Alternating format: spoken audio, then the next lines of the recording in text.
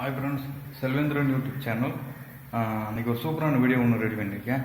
என்னன்னா, இப்போ bike battery mould பேட்டரியாக இருந்தாலும் சரி, ஆயில் சீல்டு வாட்டர் ஊற்றுறதா இருந்தாலும் சரி, ரெண்டு பேட்டரியுமே வந்து ஒரு 2 வருஷம் 2 இயர்ஸ்க்கு அப்புறம் வந்து பேட்ரி வந்து உட்காரும். உட்காரது வந்து எப்படி சரியாக இல்லாமல் சொல்லி பார்க்கலாம். ரொம்ப டேமேஜான பேட்ரி சார்ஜ் நிற்காத இப்படி பேட்ரி வந்து எப்படி வந்து திரும்ப ரீஸ்டோர் பண்ணி புது பேட்ரி மாதிரி சார்ஜ் நிற்கிற மாதிரி பார்க்கலாம்னு சொல்லி இந்த வீடியோவில் பார்க்குறோம் ஃப்ரெண்ட்ஸ். இது ஆம்கோ பேட்ரி வாங்கி 3 இயர்ஸ் மேலே ஆச்சு. இப்போ வந்து சார்ஜ் ஏற மாட்டுது. இப்போ வந்து வந்து இந்த மேலே இருக்கிற மூடியில் பூராமே வந்து ரிமூவ் பண்ணிக்கோங்க. ரிமூவ் பண்ணிக்கிட்டு இது மாதிரி ரிசீல்டு வாட்டர் 20 ரூபா 30 ரூபாக்குள்ளே தான் வந்து வரும். இந்த வாட்டரை வந்து இதில் வந்து ஊற்றணும்.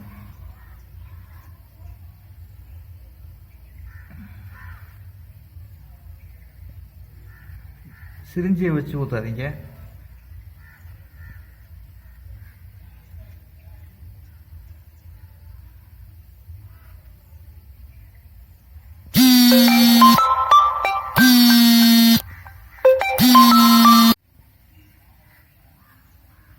ஊற்றிட்டு இப்படியே வந்து பிடிச்சி வரும். இந்த முட்டையும் வந்து கொப்பளிக்கு தான் இருக்கு.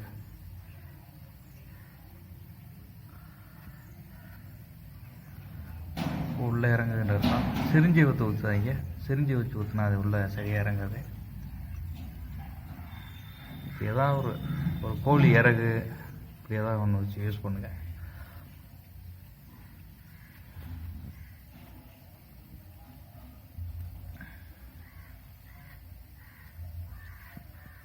இப்படி வந்து மாதத்துக்கு ஒரு வட்டம் அப்படி இந்த ஆயிலை வந்து ஃபுல்லாக வெளியே ஏற்றிட்டு திரும்ப இந்த ஆயிலை வச்சு யூஸ் பண்ணிக்கிறதுண்டா ஒரு 3 மாதத்துக்கு ஒரு வட்டமாகுது.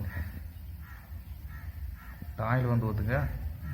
மோல்டு பேட்டரியிலுமே அந்த ஆயிலை வந்து சேஞ்ச் பண்ணுங்கள். அப்படி தான் வந்து பேட்ரி நல்லாயிருக்கும். ஒரு 3 மாதத்துக்கு ஒரு வட்டம்.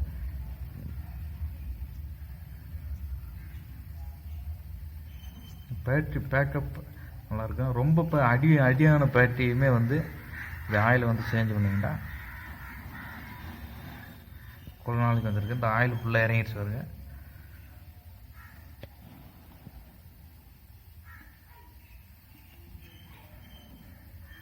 இப்படி வந்து குத்தி விட்டா தேவை.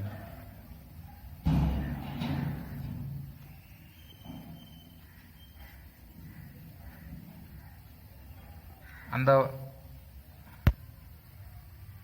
திரும்ப வந்து ஃபுல் பண்ணிட்டேன். அப்படியே குத்தி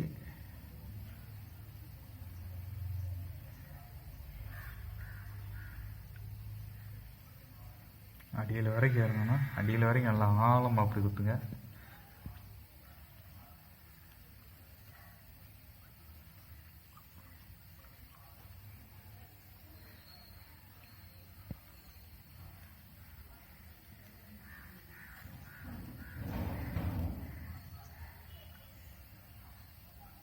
நல்லா ஆயில் எவ்வளோ இறங்குதோ அந்த அளவுக்கு குத்திக்கே இருங்க. இந்த ஆசிட் வந்து இல்லாதனால மட்டும்தான், இந்த ஆசிட் வாட்டர் இல்லாதனால தான் பேட்ரி வந்து சார்ஜ் ஏறாது. ஒரு நேரம் வந்து சார்ஜ் அதிகமாக வந்து நிற்காது. இந்த ஆசிட்டை வந்து ஒரு 3 மாதம் 4 மாதத்துக்கு ஒரு வட்டம் இந்த இப்படி வாட்டர் வாங்கி வச்சுக்கோங்க. நானே பாருங்கள் எவ்வளோ வாட்டர் வந்து காலியாக இருக்குன்னு வருங்க. வாட்டருக்கு மேலே வந்து காலியாக இருக்குது. இன்னும் வந்து இறங்கும் போல் இருக்குது. இன்னும் வந்து ஏறணும். ஃபுல்லாக இறங்கியே தான் இருக்குது. ஃபுல்லாக போட்டுட்டு பேட்டரியில் ஒரு வட்டம் சார்ஜ் போட்டுருங்க. சார்ஜரு போட்டுக்கிட்டு பின்னாடி சார்ஜ் போடுறத நான் காட்டுறேன். நான் அப்படியே வந்து ஃபுல்லாக வந்து சார்ஜ் போட்டுருங்க.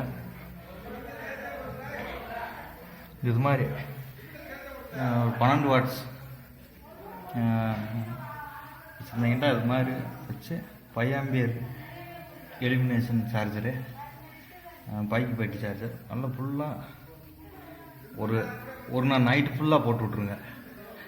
அந்த ஆசிட் வந்து மாற்றின பிறகு அப்புறம் அந்த ஆசிட் வந்து ஃபுல்லாக சார்ஜ் ஏறின பிறகு எப்படி பேட்டரி வந்து வேலை செய்யுதுன்னு சொல்லி காட்டுறேன்.